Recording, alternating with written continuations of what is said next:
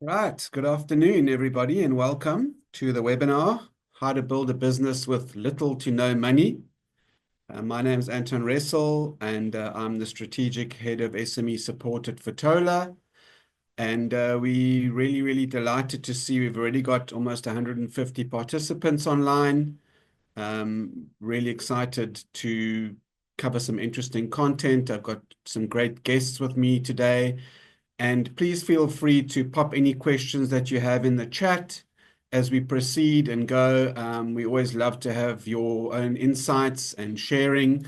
So just make sure that you do engage through the chat platform and we'll try and address your questions. And we also hopefully will leave a bit of time at the end of the session to address particular questions that you might have for myself or my colleagues on the panel. So without further ado, I'm going to share my screen and we're going to get started with the content. Welcome again, everyone, to this Fatola webinar, How to Build a Business with No Money, How to Transform Your Passion into Profit. The kind of common theme today is around, addressing those of you that want to start a business or have perhaps made your first steps into starting a business, and just some of the things to consider, some of the opportunities, some of the things to avoid, and really just hoping to give you some insights in terms of making the journey and your transition into being business owners or into being business owners who scale their businesses a little bit smoother. For those of you that don't know about Fatola, we do large-scale business development programs across the country and soon to be into Africa as well. We've been around since 2007, and our motto or our sort of passion or our driving motivation is about changing lives for the better forever through entrepreneurship and through business development. And what we're very proud of is that we tend to build businesses that last. So I think one thing that sets Fatola apart is the long-term survival rate of the businesses who have been on one of our programs, but I will get into that shortly. So we've already had the poll of who in the room. A little bit about us. Like I said, we run large-scale programs. Some of you might have been in one of our programs. Some of you might have applied recently for one of our programs. If not, please make sure that you do sign up to our mailing list, as I said earlier. We really do put out some great resources, and our core focus is on helping business owners like yourselves succeed. So please do take advantage of the resources at your disposal that we offer. Visit our website if you haven't done so yet. Some stats there that we're really proud of. Businesses on our programs grow at an average of 30% per annum. It's actually a little bit higher now, that figure. And that was throughout COVID when businesses were closing their doors left, right, and center. We maintained those statistics. So I think our methodology is pretty sound. It works. It's been proven over the years. And we try and address, all the holistic needs that an entrepreneur might have. Like I said, the stat that I'm most proud of is tracked over 10 years on average. The businesses that we work with, or our alumni who've been through one of our programs, have an 87.3% long-term survival rate. And that's 9 times higher than the national average, which is just under 9%.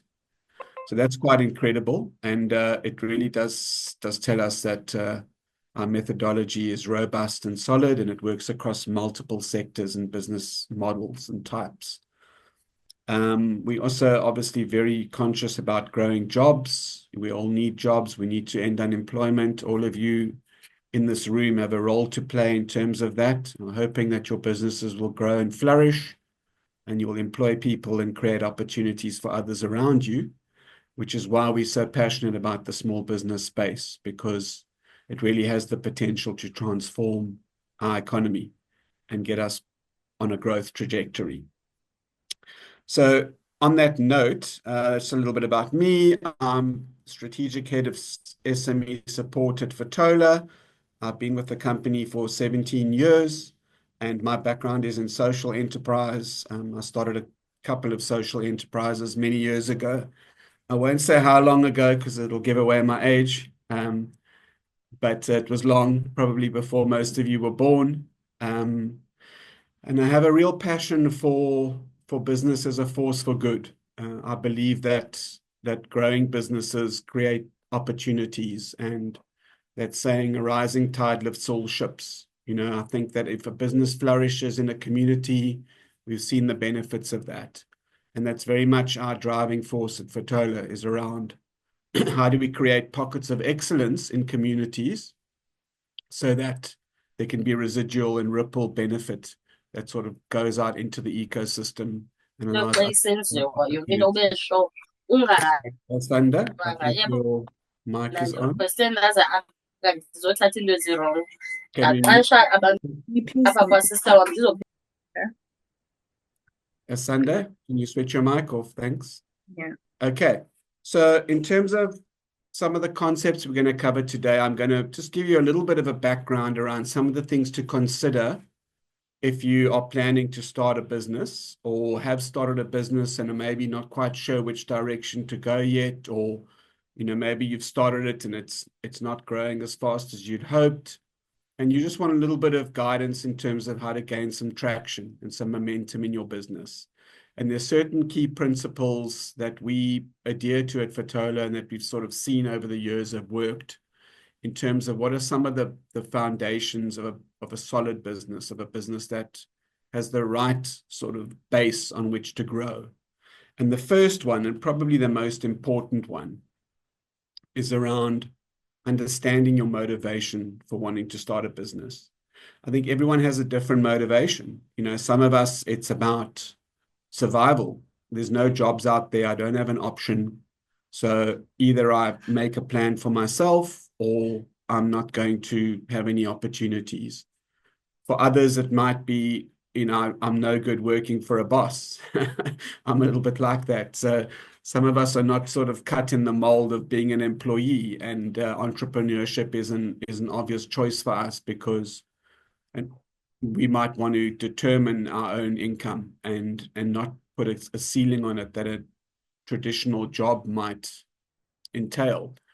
So we've all got different motivations for starting a business, but essentially the important thing to consider is, have you thought about why you've chosen entrepreneurship or the journey of being a business owner?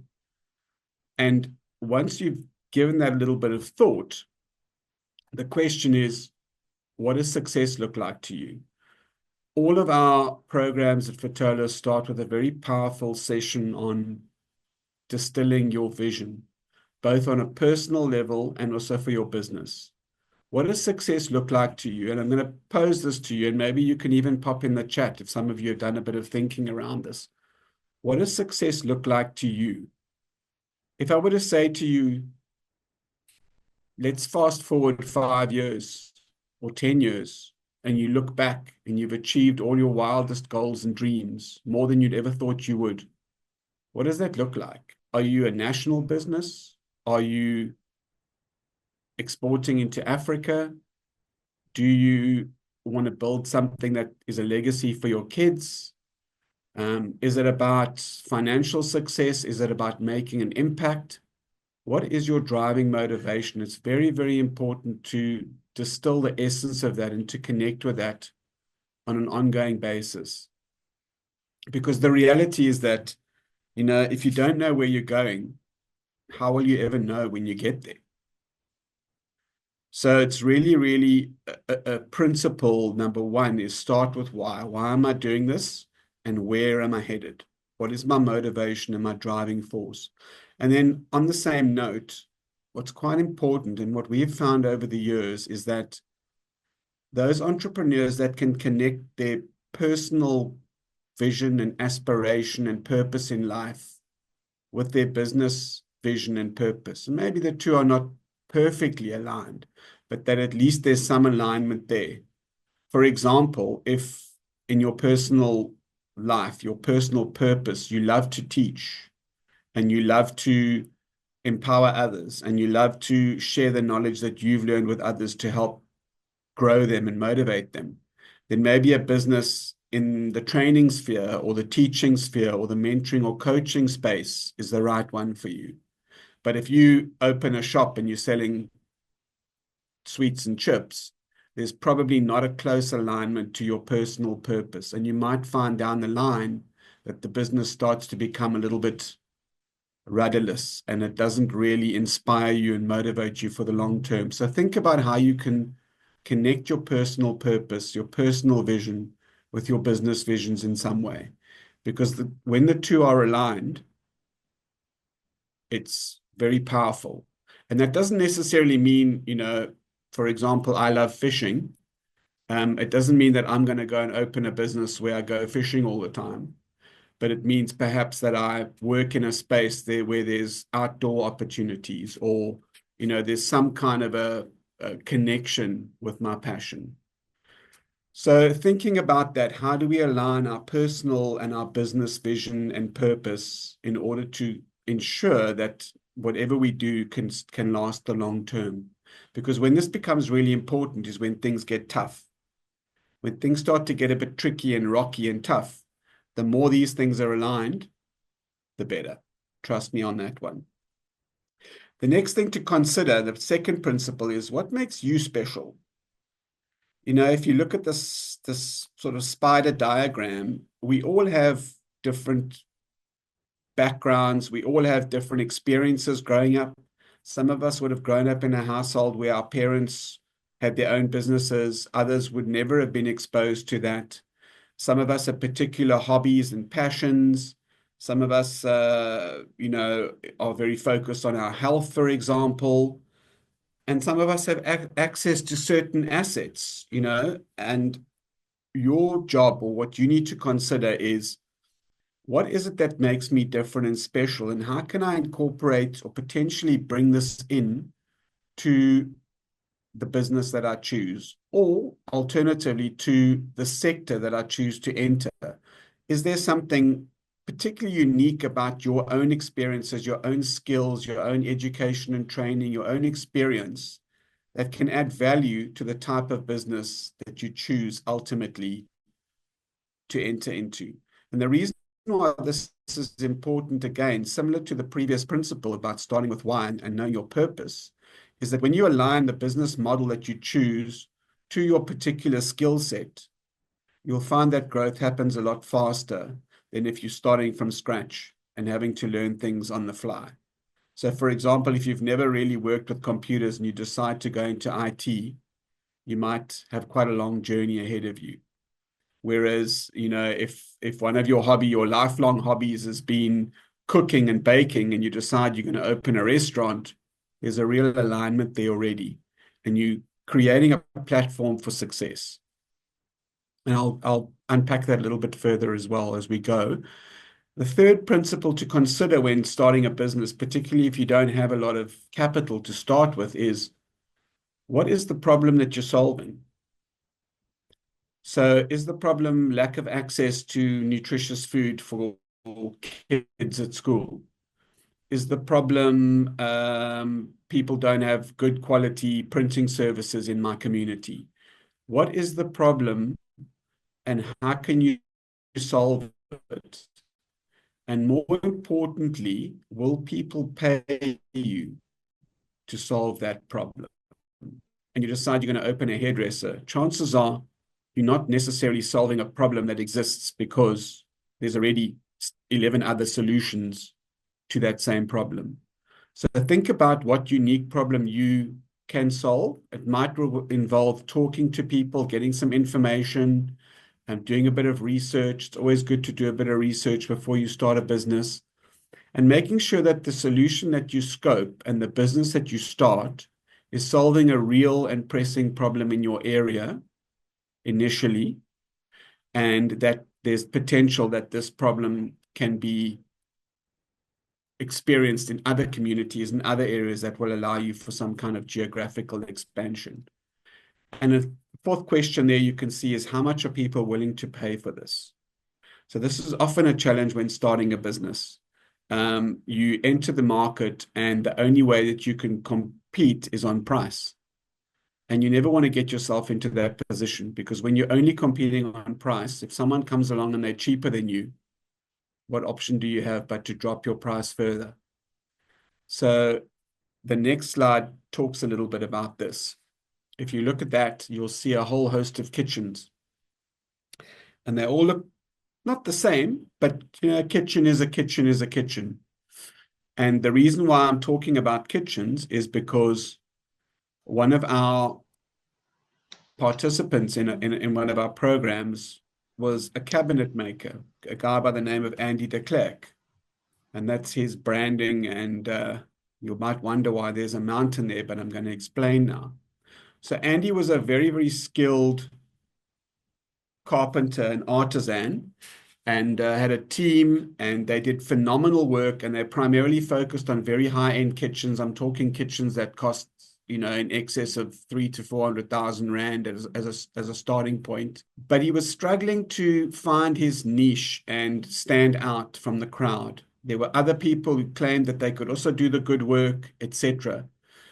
The difference that Andy had and what he brought to the table was that he was one of the world's best free climbers, literally world famous.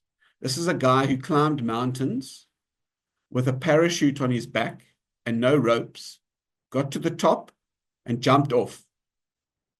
And he was world famous, world regarded as one of the best base jumpers and free climbers. Everyone knew him.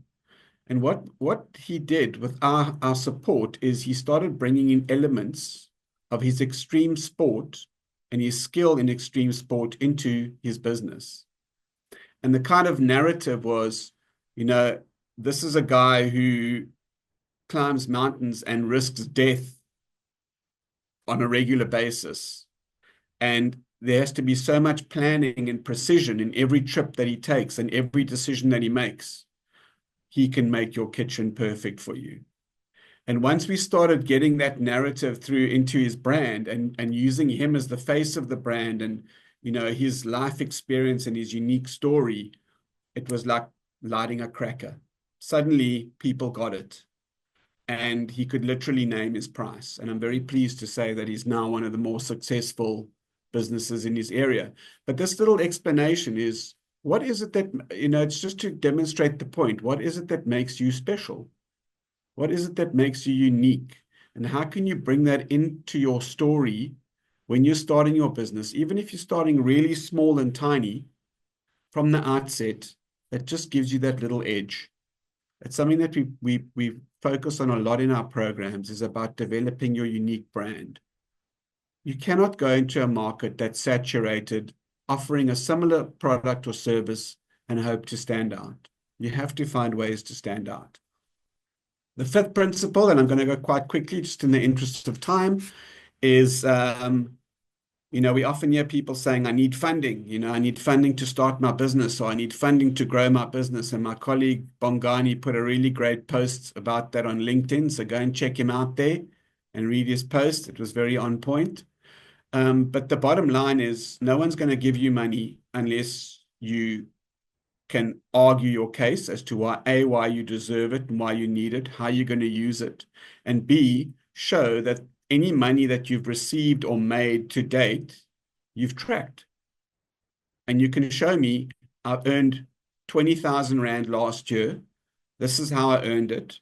These were my expenses, and this was my profit margin. And therefore, if I get an investment of 50,000 Rand from your side, I can buy a piece of equipment and I can go off and I can increase my turnover as follows. That's the bare minimum that investors are going to expect. So, what we often find is that entrepreneurs reach a level where they're starting to get some momentum and they want to scale. And now they go looking for funding, but they don't have any financial records. And the funder goes, well, how can I help you if you're not showing me any numbers? Numbers are not very exciting. I get that. There's very few people who wake up with a warm, happy feeling, yay, I'm going to do my books today. But the problem is that this is the bare minimum that's expected if you're going to want investment in your business. So manage the money properly. Word of advice. Take it seriously and manage it properly from the get-go. Just quickly, before I hand over to Bongani. A couple of ideas that we've seen in the past that have worked quite nicely for startup businesses, for like your first forays or businesses that are low cost. Things like repair services. Have you got some skills? Can you fix things? Are you good with your hands? There's always a place in the market for someone who's good with their hands, whether it's appliances that you're fixing or shoes or computers, repairs. All you need is a set of tools, usually, to get started, and it's a very low-cost business model. Sharing services, can you loan things out? Can you rent things out? Maybe you're a seamstress and you sewed 3 beautiful dresses and you can rent them out for matric balls and therefore get some annuity income instead of just selling them as a once-off. Training is another good example. And then I've given a couple of other examples there. Gardening, food. Food is always a good place to start with very little capital. You can grow vegetables and sell them with minimal input costs. But obviously, there is a certain skill set that's required, and that's where you'd need to invest in yourself. And then finally, are you good at selling? There's always a huge place and a huge opportunity for people that are good at selling. So if you don't have the capital, for example, to make and produce products yourself or buy products and sell them, maybe you can help others sell them and take a commission as a starting point. And we've seen a lot of very successful businesses who are good at selling, not very good at making anything, but they're really good at selling. And so they become aggregators for others and create opportunities for others. So there's just a couple of ideas and concepts and thoughts for you. I'm going to, with great pleasure, introduce Bongani Radebe, who's one of our mentors at Fatola. So for those that don't know, we've got about 65 mentors across the country in all 9 provinces and a whole range of consultants as well. And Bongani is one of our favorite mentors. He's been with us some time and gets really, really good results.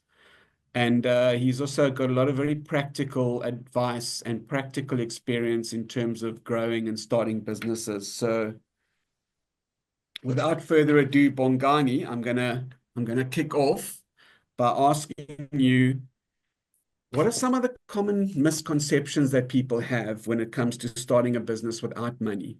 Because most people think that you need a whole big pile of money to start a business. And how do you address these sort of misconceptions or preconceived ideas with some of your mentees and your clients? Thanks, Anton, and good afternoon to everyone who has joined. See, we're hovering it around the 300. Quite interesting. It shows that a lot of people out there, they want to either start or they want to scale their businesses, and they've come to the right place. And Fatola is a specialist in helping small businesses. And coming to the question, Anton, as you highlighted, most people believe that you need to start with having a large chunk of money to start a business. Others think that you would need to have someone to invest millions of rands into the business, great ideas and all of that. But history has shown that most small businesses started in the back room. We look at the likes of the big tech companies from the US. We can also relate this with the story of Pick n Pay and how it started in Cape Town. And look at ShopRite with a small presence. And today they are large conglomerates, and they didn't quite start with large bank sums in their balance sheet. However, small businesses need to then change their mindset when it comes to starting. At times, you find that people would say, I'm saving up to start a business, and emergency comes through, and then all that money just goes into addressing that emergency, and they never get to start. At times, temptations, they come in, especially when you're starting out. You might end up not starting the business. But I think the most important aspect of starting a business, if you don't have anything, it is the concept that they call OPM, using other people's money. And there is the 3 Fs that we love to refer to. And when you are sourcing funds, starting out, you can either approach friends, family, and the third one we call fools. So if you are able to then get those people as early investors in your business, that could be quite good. Either friends, family, and hopefully we can scrape out that F at the end, and there won't be any fools that invest in a failing business. But we can start small. We don't have to have large sums of money to start a business. Thanks, Bongani. Yeah, that's great advice. Yeah, the three Fs: friends, family, and fools. And usually our own money as well, saving up, putting a little bit away, and reinvesting in the business. And I guess that's maybe also one of the misconceptions, is that you're not very seldom going to get a return from your business in the first 12 to 24 months. It's going to require, that's like a baby. You have to invest in your baby's upbringing for a couple of years before it becomes self-sufficient. A business is no different. You're going to have to put money back in. You're going to have to invest. You're going to have to improve your marketing. You're going to have to improve your equipment, etc., etc. So great advice there. So what are some of the key skills or mindsets that you believe are really important for someone who's just starting out? What are some of the things that they need to work on and need to focus on and make sure that they've got covered? The biggest thing for anyone who wants to jump into business, they must realize that business is tough. Business is hard, especially when you're starting out and there isn't so many people that believe in you, and you might have not yet built a solid structure around your business. I remember a few years back when I left corporate to focus entirely on entrepreneurship, starting a business. When I left, my colleagues were like, "Hey, no, we would love to be like you. Hey, you're courageous, you're bold," and all of those type of things. A year later, there was an event, and we went to attend, and I was like, "Oh, guys, I don't know why you're wasting your money here, your time here, working for someone else. Go start your own businesses, because it was all rosy when we started out. However, when we now started to scale, that's when we saw flames, and it was quite hard, and the only thing that kept us going through those tough times where we couldn't meet payroll and all of those things, it is having a resilient mind and an entrepreneurial mindset that says, I won't give up no matter what. I know why I started. It comes back to the first principle that you spoke about, understanding the why. Why did you start? What motivates you? What pushes you, And though most entrepreneurs would start out as from their skill, they then need to add to other skills. You spoke about selling later on. You can't be shy. You need to have the courage to sell. As much as it might be uncomfortable, you need to practice. Probably you might start with those three Fs.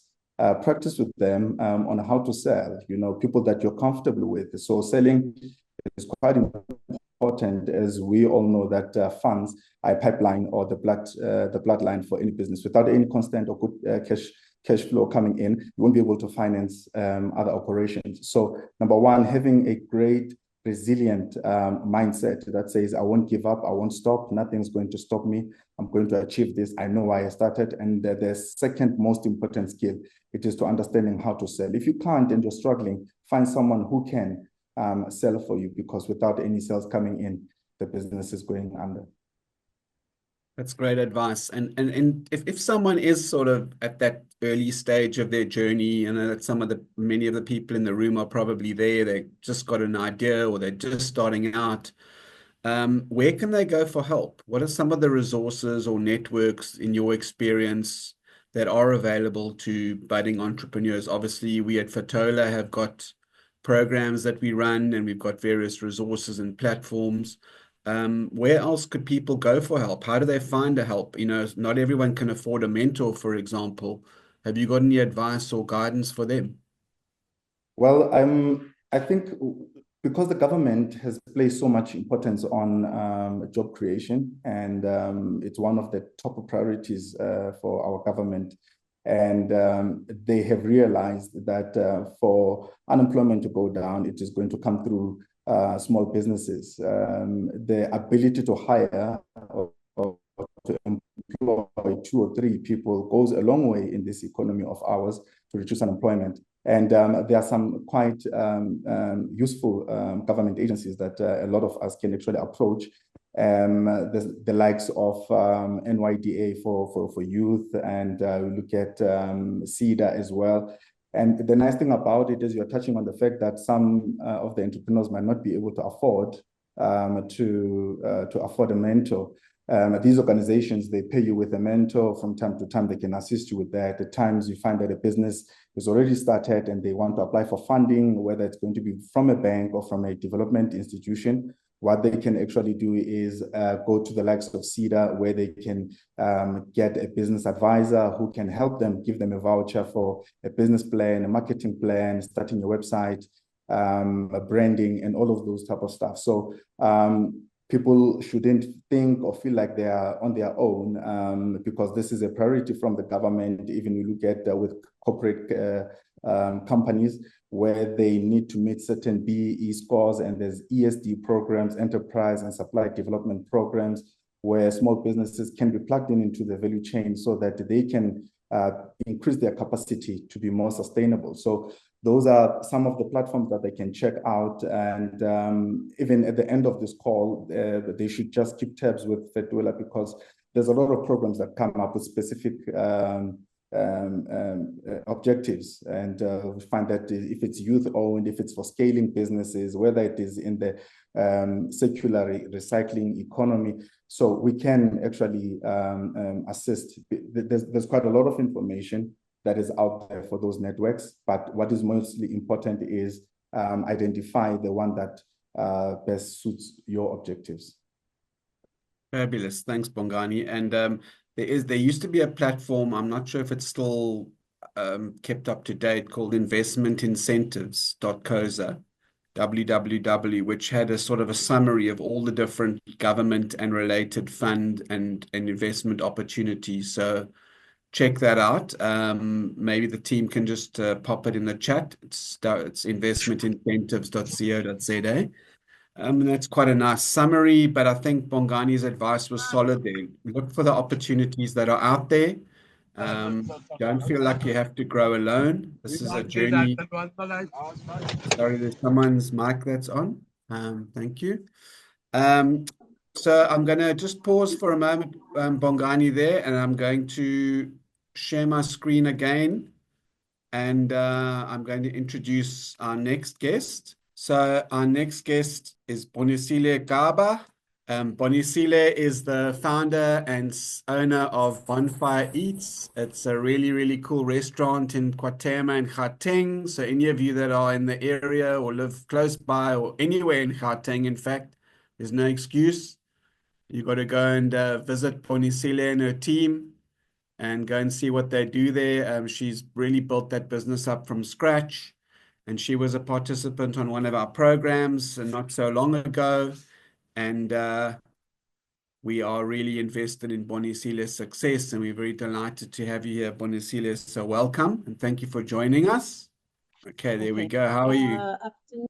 I'm good, thanks. And yourself, Anton? All good, thanks. Nice to see you again. Thank you. So Bonisile, before I ask the first question, maybe just quickly tell us a little bit about Bonfire Eats. All right. Hi everyone. Afternoon. Hope everyone is well. Good afternoon also to the Fitola team. Thank you for having me. Speaking is Bonisile Xaba. I am based and grew up in KwaThema, a small kasi named. Sorry, someone's mic is on there. Okay. All right. I'm Bonisile Xaba, a girl based in and grew up in KwaThema, a small township called Downtown. I actually started a Bonfire Eats in 2020, immediately after lockdown. I saw an opportunity since I loved cooking and wanted to share my recipes, wanted to showcase my creations with my hands. I started in 2020, immediately after lockdown, and I started selling in the street. When the year goes by, in 8 months down the line, I had to close down due to personal reasons I cannot state. And then 2 years later, I decided to reopen. It wasn't an easy journey because also early stage, you don't even know where to start, where to go. You don't know who to contact and who also to go to for advice. So Bonfire it is based in Guatemala. Yes, we specialize in healthy fast food. It's a healthy fast food restaurant. We accommodate also fast food, delicious food, scrumptious meal, also in a healthy level whereby people that are focused on healthier lifestyle can also come to our restaurant and have a great meal. Fabulous. Thanks, Bonisile. So you said that your journey wasn't all smooth sailing, and I think that sometimes people have okay, great. So it's really about, Yes.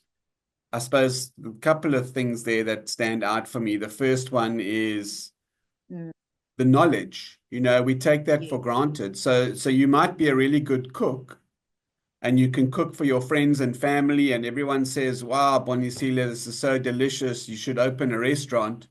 And then you go and open a restaurant, and now you've got to worry about compliance issues and stock Yes. control and costing and pricing and marketing and branding the business and worrying about theft and security and all of these things, Yes. which you're not necessarily equipped and skilled for, right? Yes, that's true. So as I'm very much glad because the generation of nowadays, we have smartphones. We are able to Google and find out more Let information. me not disturb you. Also to Atong speaker sa sorry, kasaras, very good. No, atong disturb. Sorry, there's sorry about someone's mic on there. Go ahead, Bonisile. Google is your friend. that. Oh, sorry about that. Okay, Google should be your friend. Google should be your Google will give you much more information on how to start, can also help you on planning on how you want your business, gives you ideas and gives you motivation. We have also YouTube that also educates us on a certain lifestyle that we want to live, and also helps us on how to build businesses also. Yeah. Right. So how I know that you were a participant in our youth accelerator. How did being on a program like that actually help in terms of bringing a bit of structure into your business? It really, really helped me because when I started, I didn't have a say. Starting my business, at first when I started, I spoke to my mom and said, I've been unemployed for years. Can I sell the wardrobe and the headboard? And then she was like, no, it's fine. That's how I started. With the money that I got and the profit that I made in 2020 is is the money that I bought a 12-liter deep fryer, an oven, and a few utensils. That's how I started.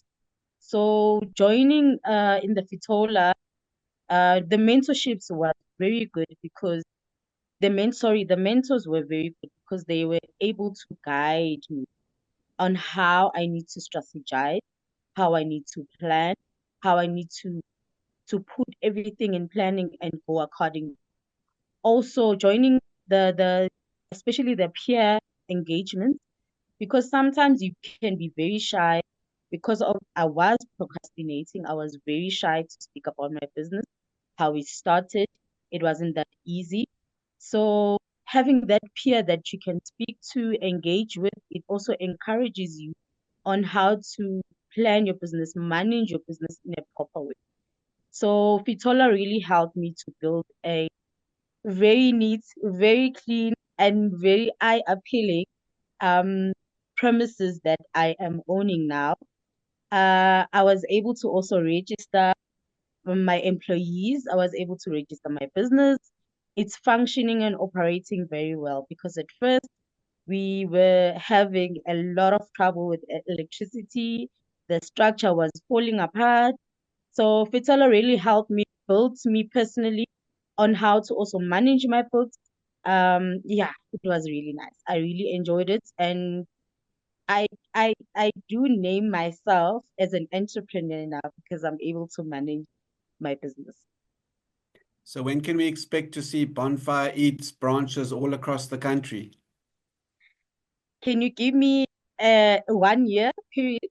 Surely we're opening one very soon. Okay, that'll be fantastic. And then maybe Thank you so much. just to conclude, Bonisile, your story is really powerful. I mean, just asking your mom if you could sell some unneeded furniture to get the seed capital to build your business. You invested in equipment, you started making stuff, you started selling, and slowly it grew, and then it got to a point where you needed a bit more structure and a bit of help, and you managed to find the help that you required.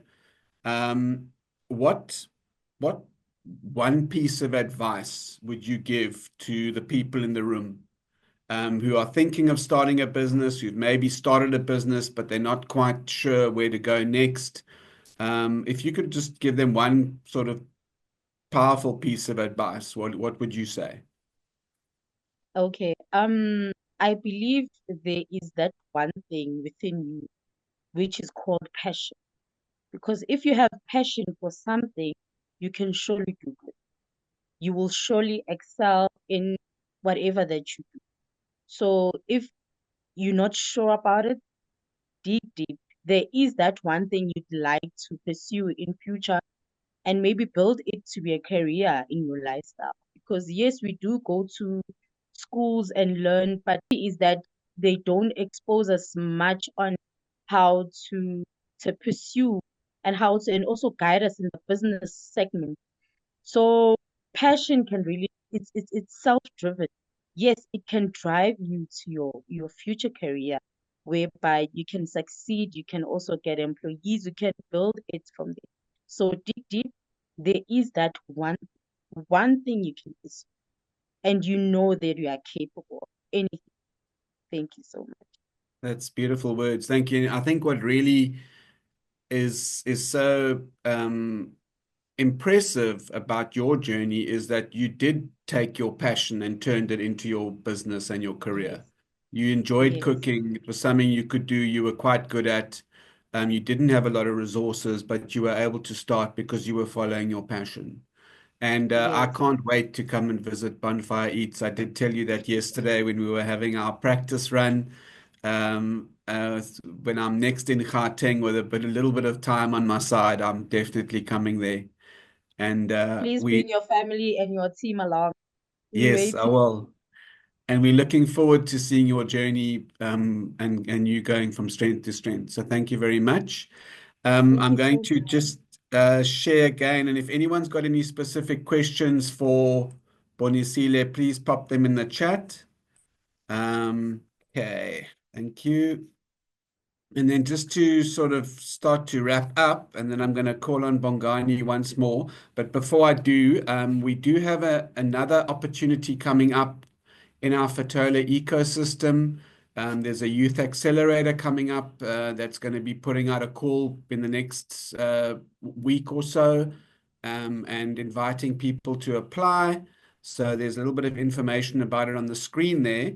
And to tell you a little bit more about that, I'm going to hand over to the program manager and someone who is very inherently involved in a lot of our youth and sort of early stage entrepreneurial development initiatives. My colleague Tumi. Tumi is a program manager at Fatola, and her real passion is around working with new entrants, youth-focused businesses, and just in general in entrepreneurship. So thanks, Chimi. She's going to tell you a little bit about the opportunity that's coming up. Yeah, thank you so much, Anton. Thank you. Hi, everybody. I hope everyone is doing well.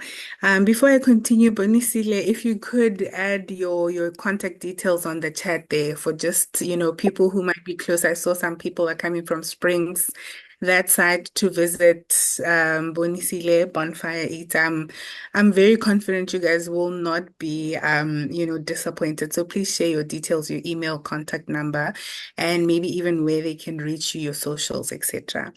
But yeah, so we have a youth accelerator coming up very soon.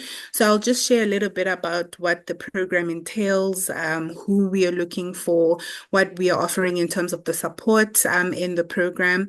And so there'll be, some information for you guys at the end to just look out for, the applications that are coming up and that will be open soon. So our youth focused program, the Youth Entrepreneurship Program, has 4 pillars in terms of the support that we give in the program. So the first pillar is accountability, accountability in terms of just walking with the group. So you'll remember what Bonisile just mentioned, to say that there's peers, there's people that you walk with, people who are walking the same journey as you are, people who are starting out as yourself. And so you get to have an accountability partner that you walk with, especially also with the mentor that you would be paired with. And so that's the first pillar of what we offer in the program. And then just to reiterate that the fellow participants that you walk with are like-minded peers. They are pursuing the same thing. They really are passionate about building their businesses. And so having to be in the same space with them, sharing your journey, sharing your own experiences, and even just where you want to see your business in the next year or two, they are people that they're able to keep you accountable. They're able to help you to keep the course, to continue at it, to work on growing your business when you are in the program. And then there's a suite of program tools and growth resources that we have in the program. There's multiple workshops that we run, webinars that we have as well. We have sessions with people who come in and share about different, topics on how to build your business. We have mentorship, as I mentioned, as well in the program. We also have our team that helps you with your pitch, to refine your pitch, the investment readiness team that comes in there. And then this also runs throughout the program. So we also have grant funding, seed funding in the program that we give to the participants who are part of the program throughout the program. So there's different tools, there's different growth resources that we provide in the program. And then, of course, you get to be part of, firstly, the Fetola ecosystem, the Fetola, family, we like to call it. You get access to just the alumni of the program, and just the greater startup ecosystem that you can continue to grow into even after the program, just the same as Bonisile and everybody else who's been part of the program. And then next, thanks, Anton. So so I think also just being part of the program, you'll see, I've been seeing some questions in the chat there, and I hope that some of what I will be saying will address some of your questions. But again, we'll have an opportunity towards the end if you have specific questions on the program. But the program is a year long. It's fully online. All of our interventions, all of our sessions, they run online, and we have 2 phases in the program. So the first 6 months of the program, which is phase 1 of the program, we really focus on laying the foundation, really helping you build the fundamental business development skills in the first phase of the program, and really walking you through the business roadmap on how to build your business, and focusing on the fundamentals, the foundational business development skills in the first phase. And then the second phase, this is where we focus on really accelerating your business and also refining your business model. So it is important for me to note that the program does accept businesses that are still at ideation phase. So you can still apply even if you are at ideation phase and you haven't really started operating, especially in the first phase. The goal and the hope is that after the 6 months, if you do make it to the second phase of the program, you are revenue generating, you've gone out to market, we've helped you to really test your idea into market, you have come to a point where you're able to make a sale, or to really see how people respond to your idea. There's certain things that we can help you with also to just keep refining your idea, especially in the first phase. So in phase 2, we focus on really accelerating you and making, the refinements in your business model and your business idea. Thanks, Anton. And then you're just coming on how to apply, visiting our website. The website detail, the URL is on there. So on our website, you'll be able to see get more information about the program, get more detail about the interventions that we have, the support that we give through the program. And so please follow also our social media pages as well. The call is opening very soon, so keep an eye on our social media pages. And just in terms of the criteria for the candidates, that we are looking for, the technicalities of the criteria there, it is a youth program. So at the time of application, you should be between the ages of 18 and 35 at the time of application. And then you should be a startup or a unique business idea. So we really appreciate somebody, even if you are at ideation phase or you still have an idea, but you've worked on your idea, you've done the research, you have a great understanding of the market that you are hoping to operate in. It's not just an idea or just a thought that you had. So you have put in the time to research the necessary information that you need. You have an idea on how to roll out this idea. And then when you come into the program, this is us now walking the journey with you and really helping you to get that to realize that ideation to become an actual business. So we're looking for early stage businesses, really unique ideas of what you want to do when you want to start your business. And then you should of course be 51% Black owned, just in terms of shareholding, especially if you are operating already. And then display really a passion and the resilience needed for business growth. So you'll remember what Bongani said in the beginning when he was just sharing some thoughts there, that it's really not easy to start and even grow a business. There are some challenging times, and that's the reality of entrepreneurship. And so we need somebody who's displaying the passion and really the resilience that is needed to put in the work, somebody who's committed, somebody who will engage with all program requirements throughout the entire year. And then obviously a desire to create a profitable and sustainable business. We unfortunately do not work with any NGOs or people who want to create organizations that are not for profit. And then startup businesses should be in operation for less than 6 months if you are operating already at the time of application. And you as an applicant or the owner of a business, we unfortunately do not accept people who are fully employed. So the program requirements and the engagement is throughout the year. It's really rigorous. We have sessions throughout the week. We have mentorship sessions. Bonisile will tell you. So it needs time. It needs commitment. It needs your engagement throughout. And so what we've seen is that when you are fully employed, the attention is split. Then it becomes difficult for us to really walk the journey with you. And so again, please go to our website for you to really read through all of this. And once the application call opens, you will also be able to see all of this information on there. All right, Thanks, I think Jimmy. Coming to the last. Right. Yeah. And if anyone's got any questions about that, you can pop them in the chat and we'll address them. But we do encourage you to apply. And just a note that if for any reason you don't meet these criteria, it doesn't mean that there's no opportunity for you at Fotola. We run lots of different programs. Some are not youth focused, some are for more established businesses, some are for particular business segments and sectors. So just make sure that you do join our mailing list, because there will definitely be an opportunity that meets your needs. Just some closing thoughts from me in the interest of time. To sort of summarize what we've covered today, use what you have. What is it that makes you special? Bonisile is a wonderful example. She was a good cook, chef. She had a passion for it. She's turning it into her lifelong business and career. What is it that you have? What do you have access to? Where can you start? Maybe you've got a skill, so you can start by training and teaching others. That doesn't actually require any financial investment to teach and educate people, and you can charge them a small fee. Test your ideas on your family, your friends, your local community. You may ask people questions, do the research.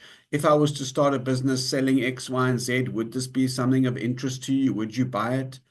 I put a little point there. Perfect is the enemy of good. So many of us spend so much time planning what we're going to do and getting all the ducks in a row and putting applications for funding, and that we actually just never start. And, sometimes you just got to have an idea, wing it, roll with it, give it a try, start small, and iterate as you go. If you try and make everything perfect, the chances are that, like Bonisile said, there's going to be some procrastination happening. Another little tip from me, take cash up front. Don't start a business on credit, particularly if you're selling small ticket items. If you're selling a piece of clothing for 50 Rand and people want to pay it off for 5 Rand a week for the next 10 weeks, it's just not in your best interests. Too much admin. Get the cash up front wherever possible. And finally, start small, try again, and don't give up. And before I close, I'd like to just circle back to Bongani and ask Bongani if you can just leave our audience with one final thought when it comes to starting a business, and what sort of one piece of advice would you leave everyone with? Thank you once again, Anton. I think with your last point that you left there, start small, try again, and never give up. Most people or small businesses, I think they give up too soon. And programs such as Fetula are there to help you, to guide you, whether you need assistance in understanding other aspects of the business. They are there. So never giving up always gives you a chance to grow. Opportunities might come at least expected times, but if you've given up, even if an opportunity comes by, you won't be able to take it. So yeah, let all small businesses start small, scale it up, look for support, build a support structure, a network, be in contact with your local development agencies. Fetula is here to assist you. Check out social media for any other opportunity. Join an incubator. Just do something that is going to keep you busy. Knowledge is never enough, and you can always learn something new all the time. Thank you. Fabulous. Thanks, Bongani. Then just in terms of some next steps for you, there's just putting some information up again. If you're interested in the Youth Accelerator that Tumi spoke about, you can send us an email or you can visit our website and just follow the link or just copy the link there. We'll pop it in the chat for you. And please be sure to register your interest. If that program is not aligned to you or doesn't necessarily meet your needs, just join our tribe in general, because there's a lot of information. We're constantly putting out opportunities and calls for new programs. So, Tumi, you've got your hand up there. Yes, no, I was just saying that please also the WhatsApp number is on there. There's 2 WhatsApp numbers, guys. I'm seeing all of the questions in the chat, especially about the age range. So maybe we'll have a bit of time afterwards. But please, if we're not able to address any of your questions in this call, do send us a WhatsApp on either one of those numbers on there, and then we will address the questions on them. Thank you. Right. And if the team can maybe just pop those WhatsApp numbers into the chat as well, if you haven't done so already. I'm going to stop sharing, and I'm going to invite for the next 5 minutes those that want to stay on. If anyone's got any specific questions that you'd like to address to either of my colleagues in the panel, to Bonisile, to Bongani, to myself, please feel free. I've noticed that a lot of people were promoting and advertising their businesses in the chat. I love that. You know, always got to hustle, always got to advise what you do. Tell us. You never know who's in the audience. Maybe someone needs your help. And then, like I said, sign up for our other webinar series, because I feel like, as Bongani said, he put it really well, knowledge is power. The more information you can gather, the more you can learn, the more likely it is that you are to succeed. So I think that brings us to the end. If there's nothing further, if no one has any questions, I'd like to thank all of you for attending. I see Sibusiso has a hand up. Sibusiso, go for it. Good evening, everyone. How are you? Good evening. Where are you coming from? Are you overseas? I am from Soweto, South Africa, Joburg. Good evening in Soweto. Yeah, Good afternoon, so I Sibu. have a bit of an obstacle, right? I did drop my question there. So I'm running an engineering and consulting company. I got my first client, and at this moment, I don't know what should be the next step because I've tried applying for these accelerator programs. Most of them have requirements that you need to have an active bank account. You should have have some financial projections. So I don't know whether should I leave the money for it to so that my account remains active, or should I then actually look for and use that money that I recently got to get a day-by-day income that can sustain my business? Because I did try the NYDA programs, the vouchers, they take years, and I haven't received any aid from the government. So I don't know what is the best way of moving forward with this first payment or this first income that I've received. You want to maybe answer the gentleman? I can also comment maybe after you, Bongani. Thanks, Timmy. Go for it, Bongani. I wanted to say a big up to you, Sposiso, for starting out. And despite the challenges that you may be facing, you are still not giving up. And in terms of, as you're saying, in most cases, there needs to be some sort of a track record. Remember, if anyone wants to give you money, they need to understand and see how do you manage money, whether it is your personal money or the business money. And one of the things that is quite critical, as Anton was saying, that as an investor, I want to see how accountable you are. So it is important that you should have that bank account. However, maybe it might not be suitable based on the fees that you need to pay. You can look at all banks now. I think they've got either a free account for business or they've got a business account that costs like R5 per month. And at times you might find that the particular accelerator that you're applying for, it's not looking into your sector. And hence maybe you're not getting any response. So maybe approaching those that are more generic might help. And then also looking at some other, let's say, enterprise development programs within the sector that you are pursuing, let's say engineering, look at opportunities within that space. So yeah, and well, that's what I can say, that it is important to have a track record, because if anyone would want to support you financially, they would need to know how you're managing funds. Are you responsible enough to know what to use the funds for and such things? Thanks. Yeah. Thanks, Bongani. Timmy? Thanks, Bongani. So I think I will just comment from just a critical, requirements point of view for the program that's coming up. Having a separate business bank account is not a particular focus for us, especially at application phase. So it is important. I think what Bongani said, it is important, especially if you are operating and you are making some money. We do ask for a bit of record to say how much are you making and things like that, so that we can see what has been the track record since you've been operating. But if you do qualify just in terms of the age and some of those criteria elements that I mentioned for this particular program, I would really encourage you to apply, because we don't look at having a business bank account, for example, and we take in all of the industries. We are a bit more generic, like Bongani mentioned, just in terms of the industries that we support. So if you are within the age range, please do apply. The application form will obviously ask you for particular information if you are making money at this point. Yeah.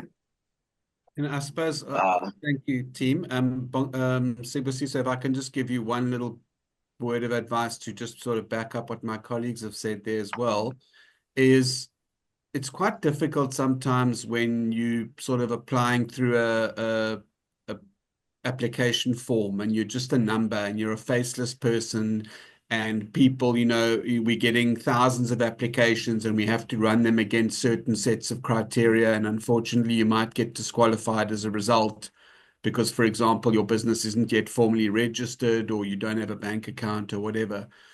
Sometimes it just helps to pick up the phone and just have a conversation and explain your position and say, look, this is who I am. I'm a new business. I've just got my first client. I don't have a track record, but I am, here are my credentials. I am qualified. I'm determined to succeed. I've got someone who believes in me and has given me an order, and I need some help. And quite often you'll find that when you reach out on a sort of personal basis and a one-to-one basis, people, we want to help you, but it's just sometimes it's difficult to get a determination of your actual personality and also the state of your business from an application form. So my advice would be, when you're getting doors closed in your face, pick up the phone. Cool. There's two more hands up, and then we're going to have to close in the interest of time. But EP Sage. Yeah, it's me. Hi. I live here in the Western Cape in Bonnievale, and I started with the help of my cousin a writing school and outright business. And I put in quite a bit of capital. But it's hard to actually find the right clients. Around here, it's not really like an interest to learn horse riding, which is sad. Because horse riding can teach children and adults so much just in basic life skills. So what I find is the better lucrative option is outrights. I suppose what my question is, how do I find the right clientele? Do I advertise on Instagram? I'm not on Facebook.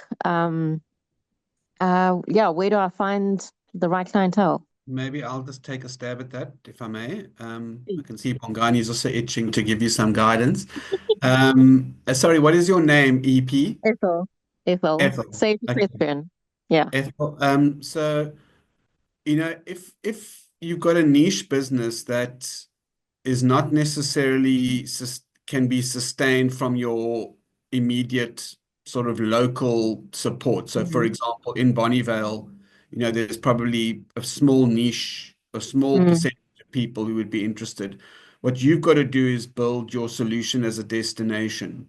So, partnering with the local guest houses, and you probably thought about this already, making sure that they know about you so that they send people, they refer people, getting international tourists and tourists from the rest of the country to actually visit Bonnievale as a destination because they want to come ride.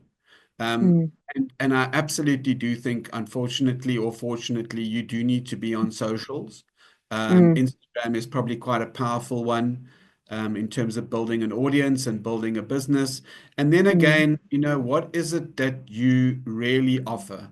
You offer horse riding and horse riding opportunities, but what is it that you're really offering people? Well, viewing game in the next door farm. Felt rides, copy rides. Yeah. There's a unique, it's not just about riding a horse. It's about actually an opportunity to engage with nature whilst on a horse, to view game. It's quite a unique offering, right? Yes. So you need to leverage that. Okay. All right. I got it. Build a story. Just to add on, sorry, Anton, as well, just to add on what you said, I think experience as well, because not in memories, not everyone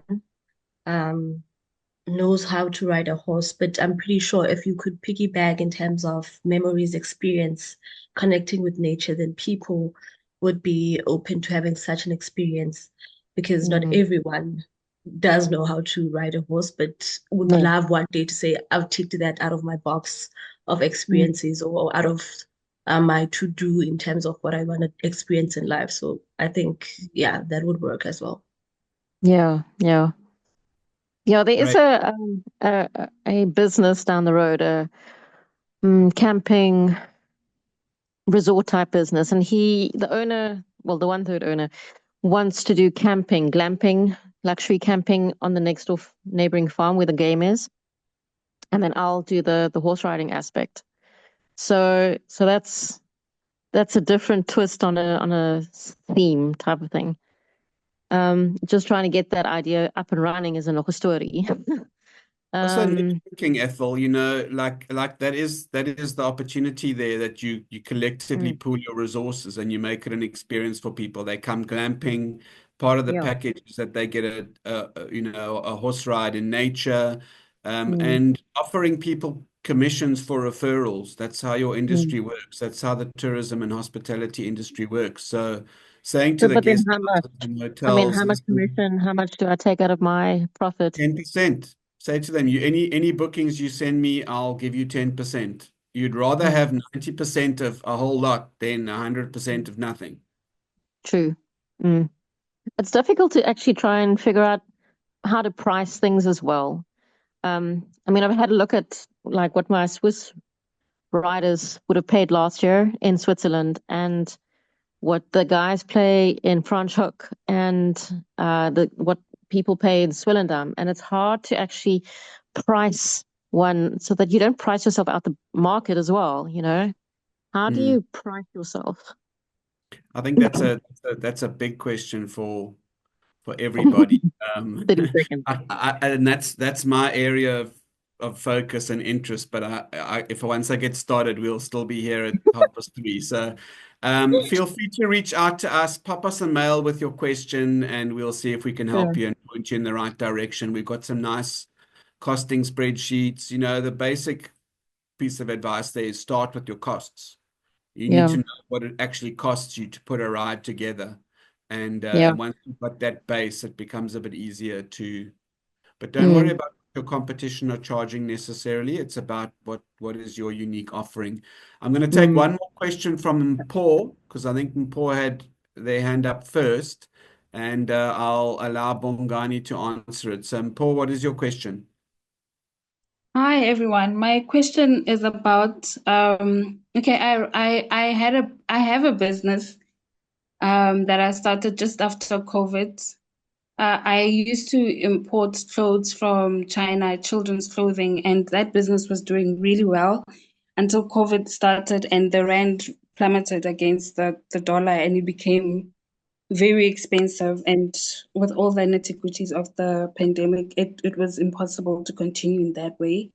So I went to do a short course in fashion design, and then I learned how to make clothing.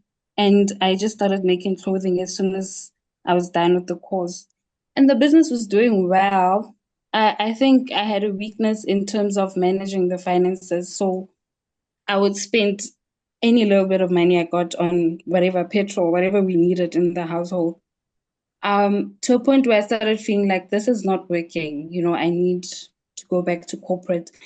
And then I did, but it seems like life keeps calling me back to what I'm passionate about. And I find myself here again where I'm like, you know what, I really love my business and I want to start again. But I kind of ghosted my clients on Instagram and even WhatsApp. People started seeing me like in corporate pictures, you know, at work. And now I want to come back and I don't know how to treat my comeback. Do I treat it as like a new business? Like how do you reintroduce yourself when you've left Great the question. market? Bongani, thoughts? Yeah, I think as Mpo is saying, it comes back to the fifth principle that you touched on, Anton, the leaky bucket. So we wouldn't want to find Mpo in a cycle where she comes back into the business and the finances are not sorted out, the marketing and branding, they are not sorted out. But I think as you might be aware, Mpo, that businesses always rebrand for whatever reason. Whether it is after a setback, whether it is because of growth or attracting new markets. So rebranding the business would be something that you might consider. And then your rebranding strategy might be recentered around a different story now as to why are you still in business. If there's still a following, people that are still following you, it means then there is something that is attracting them to you. And it's a good sign that the market is still out there and it's alive. We just need to reactivate the market, probably with relaunching with the hero product back into the market, something that is unique, something that is different, something that they might not find anywhere else. And looking at the industry that you're in now, what is differentiating you from the likes of Temu and Shein that people can just order online and all of those type of things. So rebranding might be a great strategy to jump back into the market. And I love the fact that people are still following you, meaning that there is that element that you have that is attracting them back to you, even though you're no longer selling the clothes. So yeah, thanks, Anton. Thanks, Bongani. And I believe Bonisile also has some advice. Yes, rebranding, as Brother Bongani has said it. Also I heard that she was saying she used every cent she got for the household to survive. It's not easy, especially if it's the only thing that's also having an income at home. It's not easy. And also on my reopening, you need to do marketing. Your market needs to be on par, even though it's not strategized maybe in a good way to attract those customers back into the business. Surely you can bring them back. Yeah. Thanks, Bonisile. Great advice. And I suppose one other thing is sometimes you can turn a re-entering into a positive brand story. So, the narrative could be, I took a bit of a break to, find myself, to learn more, to do it properly this time, and I'm back with a bang and I'm ready to serve my customers. So you sort of turn it into a positive, not just I couldn't crack it, so I got a job. You need to spin a narrative on it, as we would say in marketing. I'm afraid that is okay. I think we can have one more question because Bekumuzi has had their hand up for such a long time. Sianda, I'm afraid we're not going to have time to get to your question, but you can pop it in the chat and I will commit to answering it personally myself if you give us your email address, or I'll ask Bongani to do it. But Bekumuzi, your question? Hello, everyone. Hi. Can you hear me? Yes. Oh, okay. I just wanted to find out regarding the age requirements. Ne? I am currently 35 years old, turning 36 on November. Do I qualify for the program, the Fetola program? That is what I just wanted to find out. Yeah, thanks, Begumuzi. The program will hopefully be open before you turn 35. But yes, essentially, yes, you are still within the age bracket, and so you are welcome to apply. Oh, okay, no, thank you. Great, everybody. So I think that brings us to the end of a really great session. We've still got almost 180 people online, which is amazing considering that we're half an hour over. So I hope that you got some value. I want to just thank my team, behind the scenes, our training team, Mahlatse Sisipo, our marketing team, Bridget, Tumi, Bongani, Bonisile. Thank you, everybody, for making this possible. Thank you all for giving up your time to attend. I think what I'd really like to explore, and I'm just planting a seed here with my team now, is a webinar where we just have a Q&A, where people can just ask any business questions that are bothering them without a theme.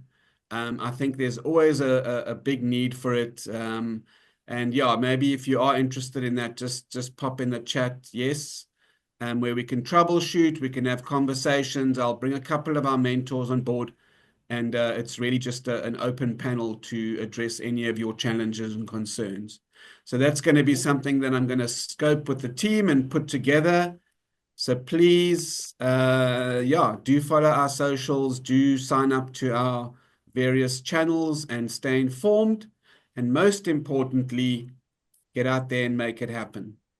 Yeah. Thanks, everybody. Till next time. Thanks, guys. Thanks, Anton. Thank you.